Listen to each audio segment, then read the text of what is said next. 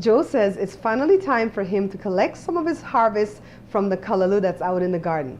Today he's going to show us how to make his recipe for fried callaloo. You're watching the Bear Pantry Show.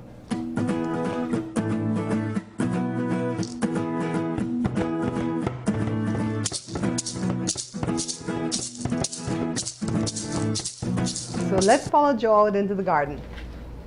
Today Joe takes his first harvest of his callaloo.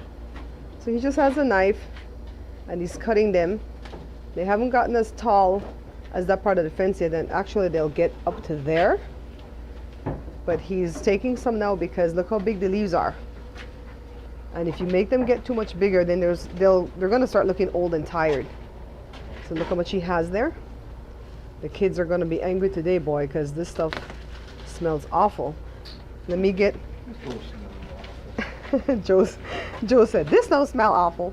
Look at the seed. See how the seed looks on this? So at the end of summer, these seeds are going to blow all over my yard and just spread where they want to be spread.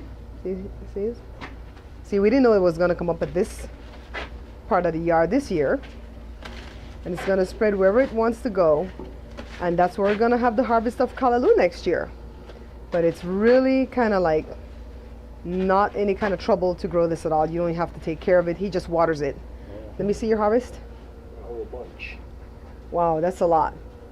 And so let's go in the house now to see what Joe's going to do with this. So let's get back inside the kitchen to get this callaloo. He's still cutting some more. Look at him coming in through the garage. And let's go, Joe. Let's go back to the kitchen. Doesn't it look green and beautiful? So he has it in a big old bowl and he's going to wash it real well before he starts preparing it to cook it. So, and then we're going to just take a look at what he's doing today. And I actually get a break from cooking. Yay! It look like a lot, but when it's cooked down, it'll be a little bit. It's going to be a little bit after it cooks down? Yeah.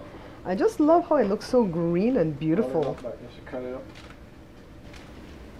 So all you're doing is using a knife to like chop it up? Mm-hmm. Could you use like a cleaver and chop it up too instead of cutting it the way you are? I guess so. You could do that? Yeah, if I were doing this, I would use a cleaver to just kind of chop it. Like I do with the cabbage when I'm making the cabbage salad. And so we're just going to watch as he continues to clean them and chop them up in this pot, and then we're going to see how much he gets in the pot to start off. So this is the amount that we got from all that callaloo. And he's putting the pot on the stove and lighting the fire on high fire. And see how much water he has in it? There's quite a bit of water in the pot. See? But it's kind of, see? It's kind of soaked. And now we're just going to watch to see what he does to make this dish. So the pot's only been on the stove for about 5 minutes. And Joe's going to actually add salt and black pepper and some sliced up, not really diced, but some sliced up onions to the pot. So here we go. He's adding his onions. And remember, I promised you guys that when Joe makes this dish, I'm actually going to try it. Because he's made this stuff every year, time and time again. And just because it smells awful to me, I run away and never try it. And so I promise you guys that when he makes this dish again, I'm going to try it. Now, as you know, Joe doesn't measure anything, so he put a little bit of salt in that serving pot spoon. And see, he didn't put a whole lot of onions. And you know what, guys? This stuff is good for you because they say everything that's green is really good for you. And this is one of the green vegetables. I think it's in the family of the spinach. So he's going to add black pepper. And as you guys all know, I put my black pepper in that cookie pan because I want to be able to measure it out. And when it's in the containers that it comes in, it's too small for me to get my hand in there. So he actually put a lot of black pepper. So we're going to monitor Joe as we watch this callaloo cook down. And then we'll see how long the process takes. So far it's been about 5 minutes. Now he's adding a little bit of cooking oil. It's actually canola oil that we use. And I would say that's a good 1/4 to 1/2 a cup. I wish Joe would use measurements, but you know, I actually have the measurements in the cookbook because I actually monitored him before when he made this dish. So we're going to come back in a little while and see what happens next. It's been about 30 minutes. And here's Joe. It's been cooking down in the water.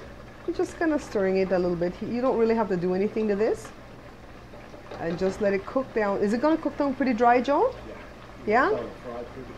Oh, it's going to start frying. Is it going to be like the when we did the okra? Okay, so this is going to be like equivalent of when we did the okra. So we're going to give it a little bit more time. And when it gets to the point that it's cooking down, we're going to show you again what's happening. So now it's right at the point where it's starting to fry. See how the water is cooked out of it? So Joe wants to move very rapidly so it doesn't burn. But that's basically what it is. I mean, it looks kind of mushy to me, like when you would put spinach inside of a ravioli or something. So I'll be honest, I don't like the smell of it, but Joe says it's very nutritious and a lot of people in the Caribbean like it. So like I promised, I'll taste it. Now let me get it on the plate and show you the finished product.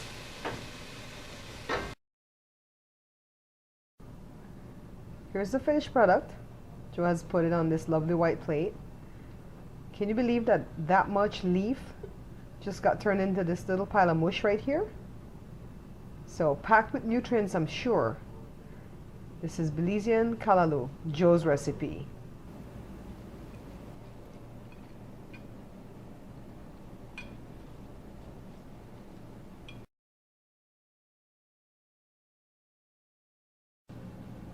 You guys see how brave I was? I actually tried the Callaloo and I did not die.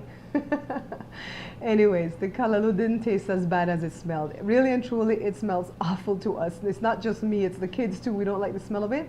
But it really didn't taste bad. It has like a brassy type of irony taste to it.